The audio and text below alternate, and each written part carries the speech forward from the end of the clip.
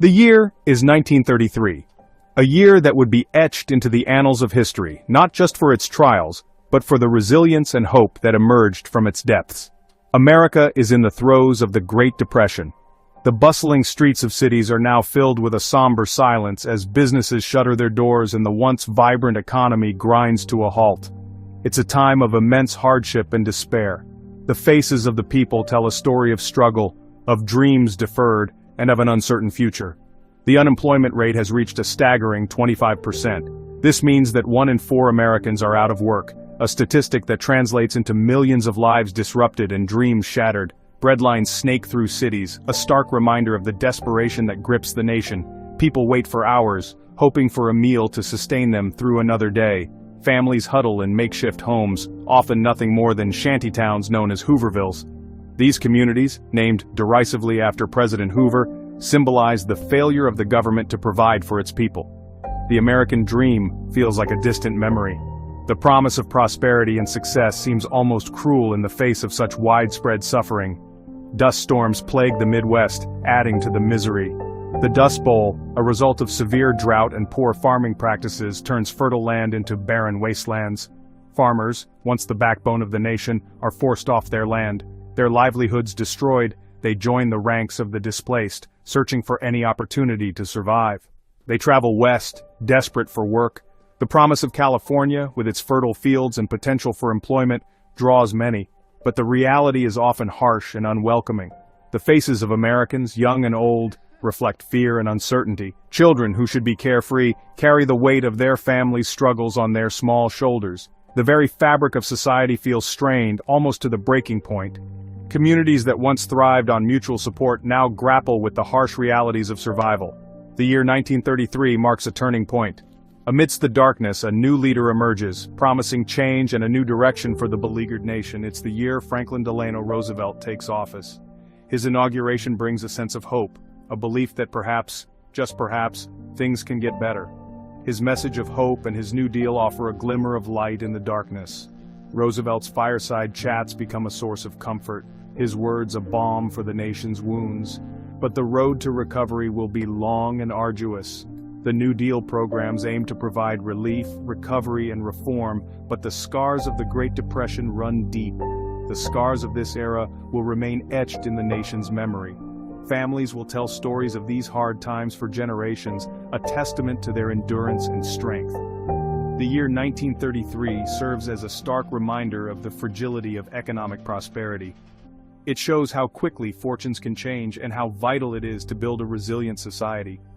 It stands as a testament to the resilience of the human spirit in the face of unimaginable adversity.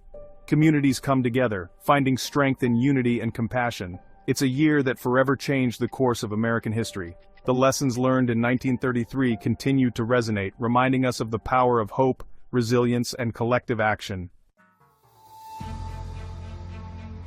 The Great Depression wasn't simply an economic crisis, it was a crisis of leadership. The stock market crash of 1929 sent shockwaves through the global economy, leading to widespread unemployment, poverty, and despair.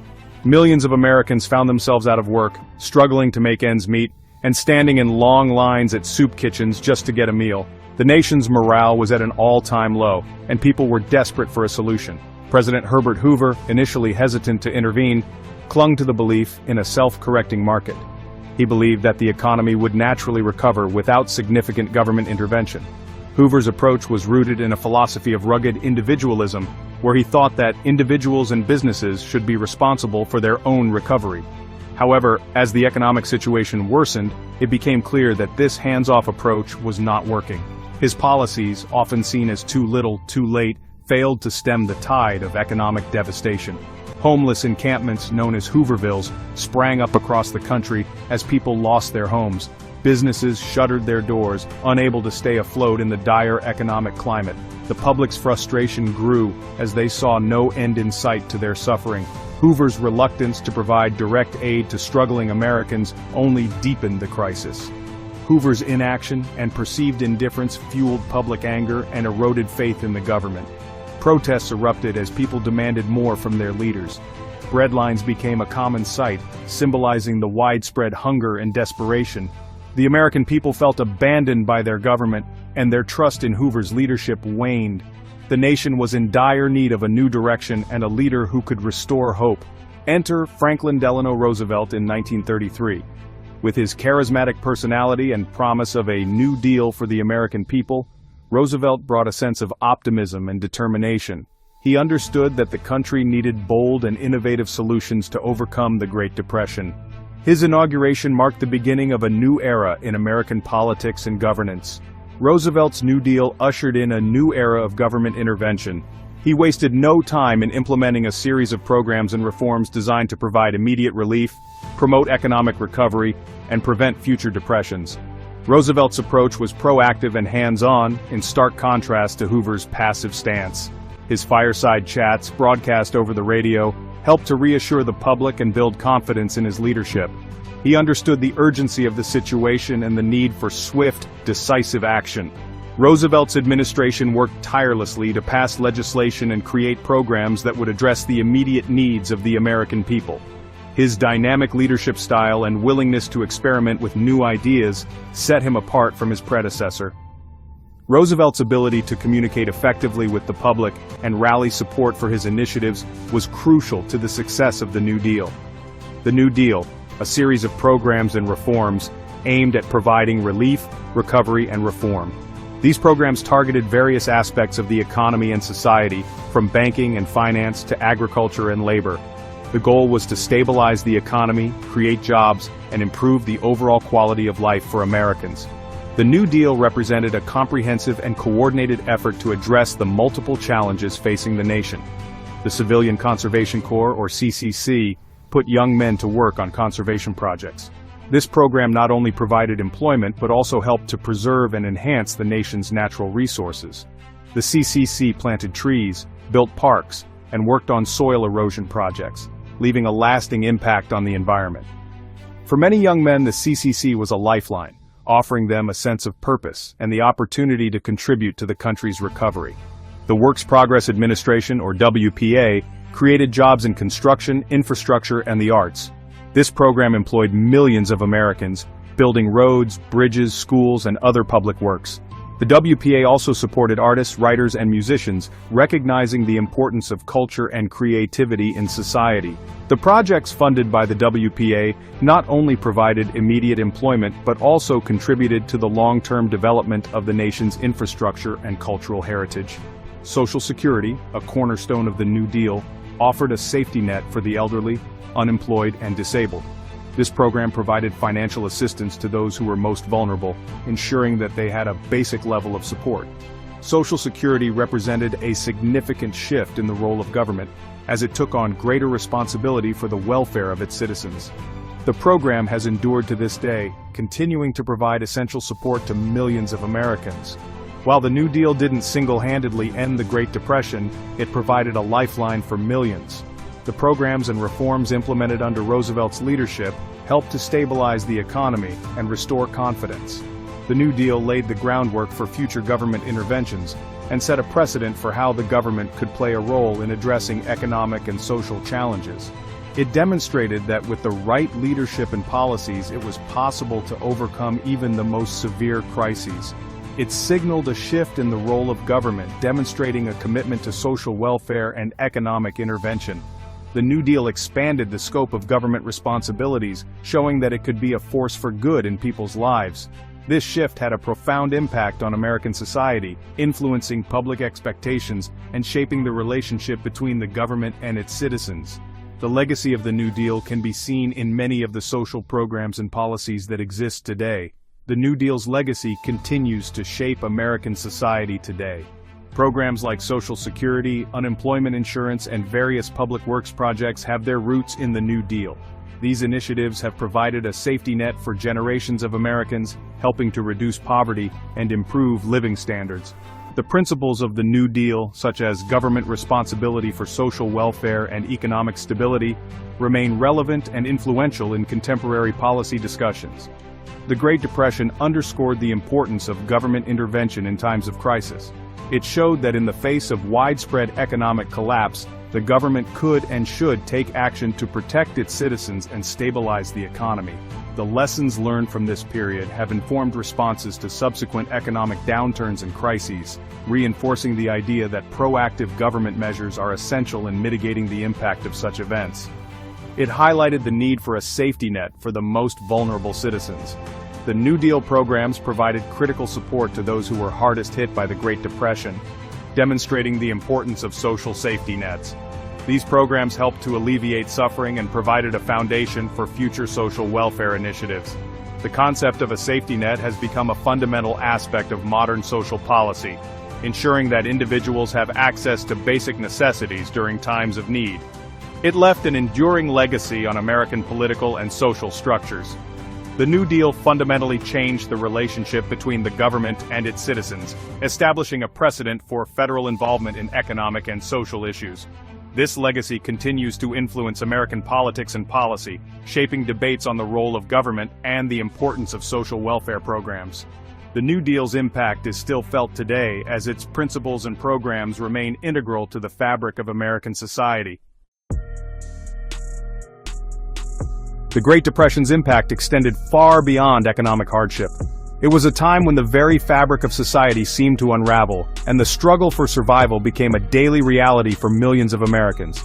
As unemployment soared and poverty deepened, the sense of despair grew palpable.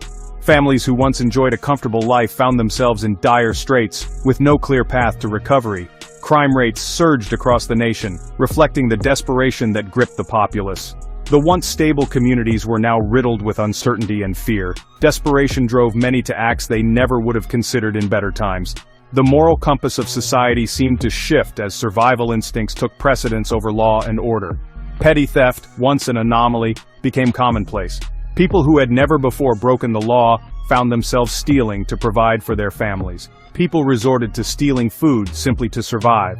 The sight of children scavenging for scraps became a haunting symbol of the times. Organized crime also flourished during this period. The economic collapse provided fertile ground for criminal enterprises to expand their influence. Gangsters like Al Capone and John Dillinger became infamous figures.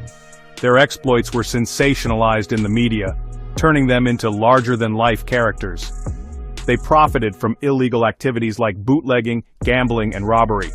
The Prohibition era, coupled with the economic downturn, created a perfect storm for these illicit operations to thrive. The public, disillusioned with traditional authority, often viewed these figures with a mix of fear and grudging admiration. They were seen as both villains and anti-heroes, challenging a system that had failed so many. The rise in crime during the Great Depression underscored the fragility of social order in times of economic despair. It revealed how quickly societal norms could break down when people were pushed to their limits. It highlighted the desperation that gripped individuals and families struggling to survive. Shantytowns, often called Hoovervilles, sprang up across the country, named derisively after President Hoover, who many blamed for the economic collapse. Law enforcement agencies faced immense challenges in combating crime. They were often overwhelmed by the sheer volume of criminal activity and the limited resources at their disposal. They were often understaffed and under-equipped to deal with the surge in criminal activity. The police force struggled to maintain order in a society that seemed to be unraveling at the seams. The Great Depression's impact on crime serves as a stark reminder of the interconnectedness of economic well-being and social stability. When the economy falters, the ripple effects can be felt in every aspect of society. It highlights the devastating consequences of economic hardship on individuals and communities. The loss of homes, jobs, and dignity left deep scars that would take years to heal. The stories of this era serve as cautionary tales, reminding us of the importance of addressing economic inequality and providing opportunities for all. Government programs like the New Deal were introduced to alleviate some of the suffering, but the road to recovery was long and arduous. In the end, the Great Depression was a period that tested the resilience of the American spirit. It showed that in times of great need, both the best and worst of human nature can emerge. The lessons learned from this era continue to resonate today as we strive to build a more just and equitable society. The Great Depression sparked fierce debates among economists and policymakers about its causes and potential solutions.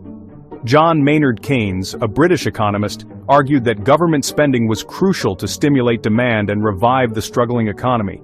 His ideas, considered radical at the time, challenged the prevailing wisdom of laissez-faire economics and free markets. President Roosevelt, influenced by Keynesian theory, embraced government intervention as a means to alleviate the widespread suffering. In his first inaugural address, he famously declared, "The only thing we have to fear is fear itself."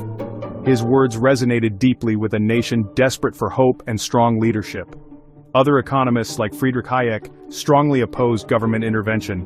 They argued that it would only prolong the crisis and lead to greater economic instability in the long run. This debate continues to shape economic policy discussions even today. The Great Depression became a testing ground for various economic theories and policy prescriptions. It forced economists and policymakers to confront the limitations of existing models and to consider new, innovative approaches. The lessons learned during this era continue to inform economic policy debates in the 21st century and beyond.